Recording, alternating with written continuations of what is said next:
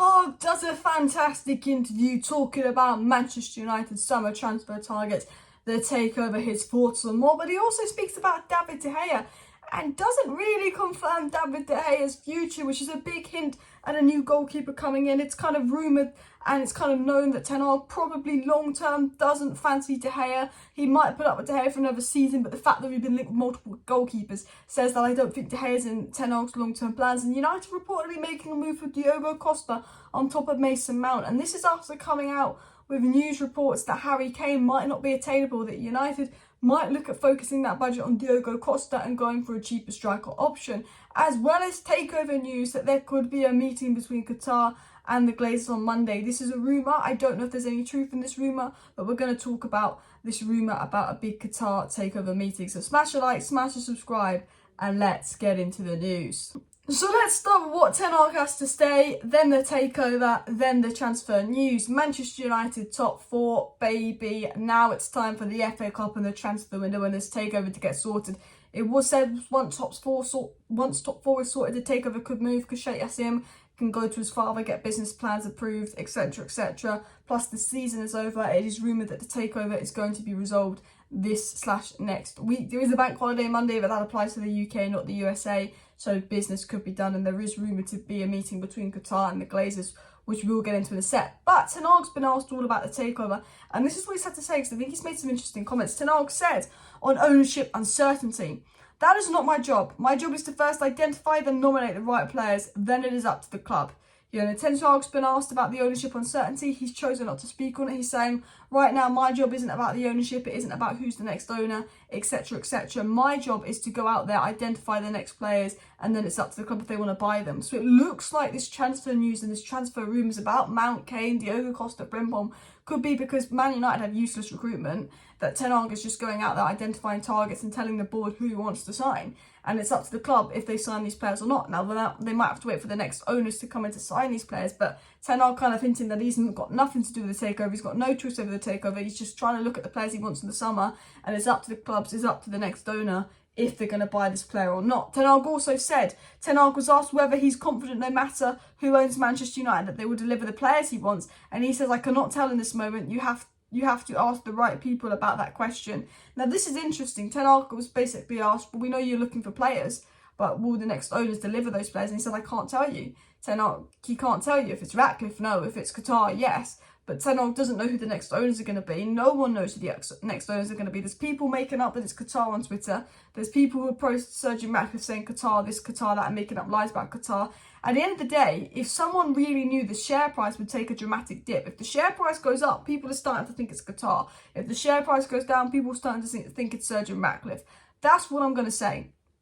You know, I think, and the Swedish Rumble said this, I think the fact that the share price is sitting at about $20 says to me that actually no one knows what ways this is going. And I don't think Ten Hag knows. I think the Glazers have been very quiet on this. Now, I hope they pick Qatar, but Sergio Ratcliffe's offer for 50% was a lot. But they might want to completely give up the club. And if Qatar have the finances and Qatar get the backing and Sheikh Yassim gets the money in, I think it goes to Qatar. Now, Ten Hag also said on the takeover and transfers, Erik Ten Hag and how difficult it is to plan and prepare for the window with ownership uncertainty. He says, "That's not my job. I have to first identify and then nominate the right players. Then it's up to the club." Again, referring the same thing. He's saying, I just really can't do anything. You know, in terms of ownership, it's not my job to pick ownership. I'm just looking at the players. I'm just looking at the players the club want. And then when the ownership's sorted, it's up for them. I'm just looking at what players to sign, which is probably the reason behind the Mason Mount, Diogo Costa, Frimpong, Kim Min-jae links, etc. Now, we know Ten Hag said that he's spoken to players, and the players he's spoken to, he's confident he wants to join United. Reportedly, United have spoken to Kim Min-jae, Mason Mount and Harry Kane and got all positive reviews that they want to join United. Same with Frimpong. United looking at multiple goalkeepers. United looking at Declan Rice, who's set to go to Arsenal. But it looks like Ten Hag wants two midfielders, a striker, a centre-back and a goalkeeper, and potentially a right-back this summer. Whether that will happen, we'll have to wait and see. I don't think Ten Hag knows if that will happen, because I don't think Ten Hag has a clue who the owner will be. Ten Hag also said, Erik Ten Hag was asked about reinforcements in the summer. He said, when you get the right players, it will help and give you more depth and a better standard and level. Then you gave more of a chance to be at the top for and more of a chance to win titles and trophies. And Ten Hag's spoken a lot lately in interviews about it's not just about getting the players in, it's about getting the right players. Ten Hag doesn't want to be in a situation where United takes so long faffing over the takeover that by the time the takeover's sorted and he buys players, all his main targets are gone and they're buying players for the sake of it and it's not the right players. Ten Hag's been very much like, you've got to get the right players, you can't buy players for the sake of it, etc. And he makes some very good points there. Now, I want to sort of link this to the takeover because it was said, and there's a rumour going around, that Manchester United's Zoom meeting between the Rain Group and the Glazers and Sheikh Yassim is scheduled for Monday, Memorial Day, and Tuesday a deal might be done. And this is a rumour circulating on Twitter, and I want to talk about this rumour because, I'll be honest, it's come out by just some random person who's been tweeting crap about the Qatar takeover all along, and everyone's kind of taking this rumour seriously. If there was a meeting, if people knew about it, the share price would step up. I don't know. I mean, there could be a meeting and a deal could be done Tuesday, but the account that's saying a deal's going to be done Tuesday and there's a secret meeting going on with the Glazers and Qatar, it's the same account that said a few weeks ago that it was going to be Qatar and a done deal. It's not Qatar and a done deal. You know, potentially there are going to be meetings next week, and I think, you know, next week will be an announcement of the preferred bidder and there will be serious meetings over the next few days, and I think there could be truth in this, but I don't think we can trust this source until other sources come out with this. I don't think we can trust much sources on the takeover because the Glazers will say one thing one day and another thing the other day. David Ornstein said the reason he doesn't report much on the takeover is because he'll get told one thing one day that Sir Jim's winning, then the next day they're telling that Qatar's winning. They're just telling journalists what they want them to put out, not what the actual truth is on the takeover, and people have got to remember that. Now that is enough takeover news because I'm fed up with it, and I do think some takeover news will come out tomorrow, so make sure you subscribe for that. I want to dive into the transfer news because Ten Hag is, as he said, he's not thinking about takeover, he's thinking about the transfers. I'm going to talk about David De Gea's future. What has Ten Hag said on David De Gea's future? He has said, Ten Hag said this when he was asked about David De Gea's contract extension and why it's being held up. He says, I will never give a comment about that and how negotiations are going. So Ten Hag refuses to comment on why De Gea's contract and negotiations are being held up, and he's saying he doesn't talk about those things. But it's interesting, when he's asked about Rashford, he's saying, yeah, we'll get Rashford done. When he's asked about Dalot, yeah, we'll get Dalot done. A lot of people are taking this as a hint of actually maybe Ten Hag is holding off De Gea's contract renewal because he wants a new keeper. And heavily linked with Diogo Costa among multiple keepers. United are looking at keepers. It's very obvious that I think Ten Hag long-term wants a new keeper. Another interesting thing that Ten Hag said was this. To Erik Ten Hag on Sunday, Erik Ten Hag, if Sunday could be David De Gea's last game at Old Trafford as a Man United keeper.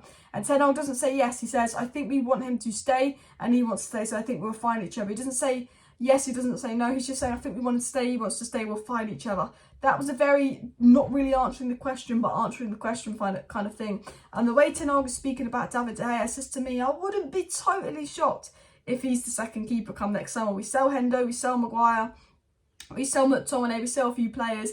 David De Gea becomes second keeper potentially. Now, who would United potentially be signing? Diogo Costa is the big main target for United, but at £60 million, United is sort of holding off and looking at other options like the Anderlecht keeper. They've also heavily been linked to Jan Sommer, linked to David Raya, who could be cheaper, but Diogo Costa is constantly linked to United, and this came out about Diogo Costa just today. Porto in need of making money before June 30th, and goalkeeper Diogo Costa is expected to be one of the most disputed signings. Manchester United are the most repeatedly interested in him, says Record Portugal. So United have been scouting Diogo Costa for a while. United is still interested in Diogo Costa. They've been looking at him for an absolute while. And United are the club that's been looking at him the most, and Porto need to sell. The question is, Porto need to sell by June 30th. Will the takeover be sorted by then? Will we be able to sign anyone by then? You'd hope so, but you just don't know with this takeover and the delays. United are technically the favourites to sign Diogo Costa. Now, I think this depends on who the next owners are. I think priority is striker, then centre mid, then centre back. I think goalkeeper is fourth priority. I think it depends on who the owner is, how much money we make through sales, how much money we've got. If the budget is there, United sign a keeper. If the budget isn't there, United sign a keeper next summer. Now, someone that United look to sign, and someone that could be United's first signing, and someone that United are actively pursuing, is Mason Mount. And whether you like the idea of us signing Mason Mount or not, it's clear that this is a real news. Mason Mount is a serious player that United are interested in, Ten Hag are interested in. Whether you like it or not, there is a lot of truth in this. And today it was said by good sources.